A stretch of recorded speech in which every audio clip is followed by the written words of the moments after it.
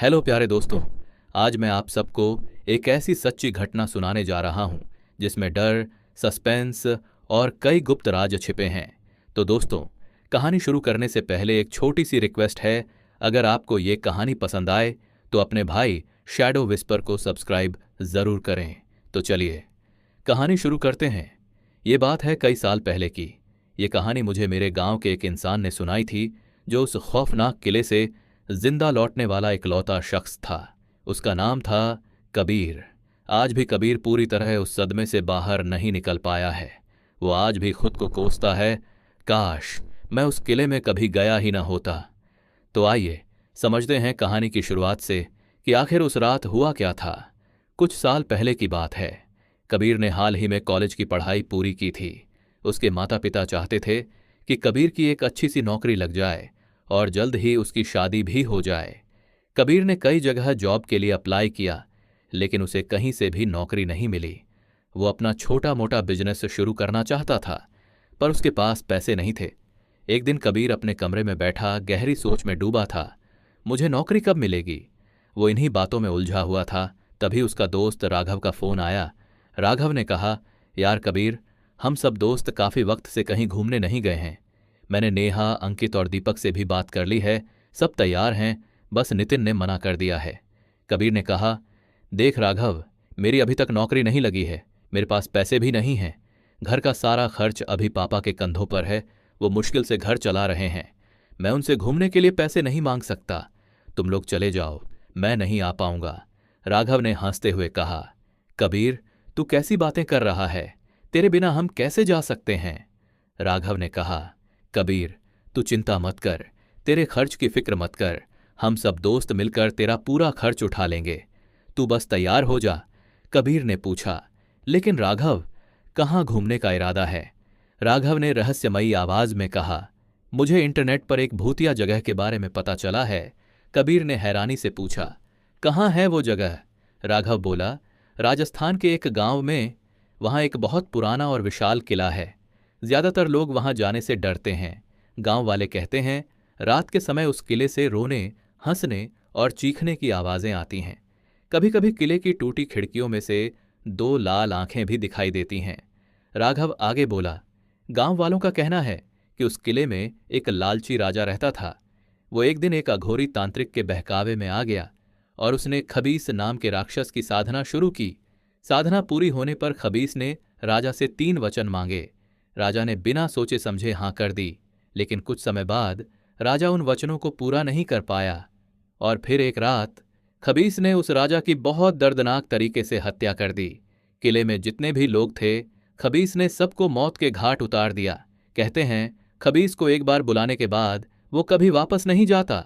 उस रात गांव वालों ने किले के अंदर से भयानक चीखें और चीखों के बीच हंसी की गूंज सुनी थी, और तब से आज तक कोई भी उस किले के पास जाने की हिम्मत नहीं करता। राघव ने मुस्कुराते हुए कहा, यार कबीर, मुझे इन सब बातों पर यकीन नहीं है। ये सब अंधविश्वास है, लोगों की बनाई हुई कहानियां। हम सब उस किले में चलेंगे और वहीं रात बिताएंगे।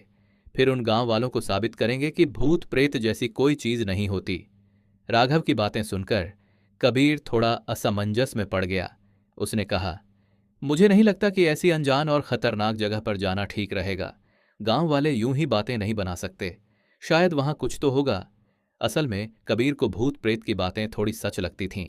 राघव ने हंसते हुए कहा, तू डर क्यों रहा है? हम सब तेरे साथ हैं ना। राघव ने कबीर को साथ चलने के लिए बहुत मनाया।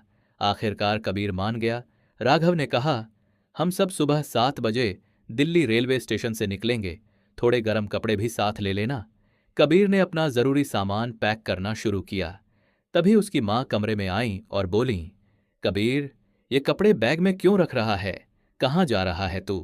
कबीर ने कहा, मां, मैं अपने दोस्तों के साथ राजस्थान घूमने जा रहा हूं। पूरा खर्च मेरे दोस्त उठाएंगे। हम सब कल सुबह जल्दी निकलेंगे। आप बस सुबह नाश्ता जल्दी बना देना। मां ने सिर हिलाया और चली गईं। कबीर ने अपना बैग एक तरफ रखा और खाना खाकर अपने कमरे में चला गया। थोड़ी देर तक वह फोन चलाता रहा। फिर उसे नींद आने लगी। कबीर सो गया क्योंकि सुबह उसे जल्दी उठना था। नींद में कबीर को एक भयानक सपना आया। उसने देखा एक डरावना राक्षस जिसका पूरा शरीर काला और धुएं जैसा था। उसके हाथों और पैरों के लंबे नुकीले नाखून थे, लंबे झूलते बाल, बड़ी बड़ी खून जैसी लाल आंखें और मुंह से निकले दो तेज नुकीले दांत, जैसे कोई आदमखोर दरिंदा हो। वो राक्षस कबीर के दोस्तों को बेहद बेरहमी से मार रहा था और उनके दिल निकालकर अपने भयानक दांतों से चबा रहा था। वो गरजती आवाज में बोला, तुम लोगों ने यहां आकर बहुत बड़ी गलती कर दी है।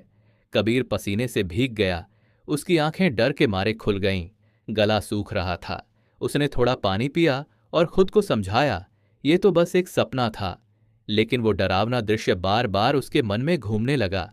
उस रात कबीर को बहुत मुश्किल से नींद आई। सुबह कबीर ने जल्दी उठने के लिए अलार्म भी लगाया था। जब वो नाश्ता कर रहा था तभी राघव का फोन आया। यार कबीर, जल्दी आ जा, हम सब नेहरू चौक पर हैं। कबीर ने जल्दी से तैयार होकर वहां पहुंच गया। सभी दोस्त मिले और टैक्सी से रेलवे स्टेशन पहुंचे। ट्रेन में बैठते ही सब बहुत उत्साहित थे, क्योंकि वे सब लंबे समय बाद साथ निकले थे। सफर के दौरान बहुत बातें हुईं, सबने खाना खाया और हंसी मजाक किया। अंकित ने पूछा, हम कब पहुंचेंगे? नेहा ने मुस्कुराते हुए कहा, बस थोड़ी देर में। उन दिनों बहुत ठंड पड़ रही थी, इसलिए सबने गर्म कपड़े पहने हुए थे। करीब 10.5 घंटे की यात्रा के बाद वो सब राजस्थान के एक कस्बे में पहुंचे। सुबह 7 बजे निकले थे और अब शाम के 6 बज चुके थे। सब बहुत थक चुके थे, इसलिए गांव में एक टूटा फूटा छोटा सा मकान किराए पर ले लिया। उनके पास खाने पीने का सामान था, तो सबने वहीं खाना बनाया। ठंड बहुत थी और सब थके हुए थे, इसलिए कोई भी बाहर नहीं गया। सबने खाना खाया और सो गए, पर नेहा को अजीब सी बेचैनी महसूस हो रही थी। वो करवटें बदलती रही, फिर उठकर खिड़की खोली। बाहर घुप अंधेरा था, दूर दूर तक पहाड़ और जंगल फैले थे। अचानक नेहा की नजर एक काले साए पर पड़ी, जो दूर पहाड़ी पर खड़ा था। रात के अंधेरे में उसकी लाल चमकती आंखें दिख रही थीं। नेहा ने देखा, वो साया उसकी तरफ बढ़ रहा है। नेहा डर के मारे जोर जोर से चीखने लगी। उसकी आवाज सुनकर सबकी नींद खुल गई। कबीर ने घबराकर पूछा, क्या हुआ नेहा? नेहा ने कांपते हुए सब कुछ बताया, पर किसी ने उसकी बातों पर यकीन नहीं किया। सिर्फ कबीर के मन में थोड़ी सी सच्चाई की झलक लगी। दोस्तों ने नेहा को समझाया, शायद ये सफर की थकान है, थोड़ा आराम कर लो, सब ठीक हो जाएगा, हम सब यहीं हैं ना। नेहा को लगा शायद ये उसका वहम था। सब दोबारा सो गए, पर उन्हें क्या पता था कि कल का दिन उनके लिए जिंदगी का सबसे डरावना और दर्दनाक दिन साबित होगा। आगे क्या होगा जानने के लिए देखना ना भूलें अगला पार्ट सिर्फ शैडो विस्पर पर। अगर आपको ये कहानी पसंद आई हो तो कमेंट करें और चैनल को सब्सक्राइब जरूर करें।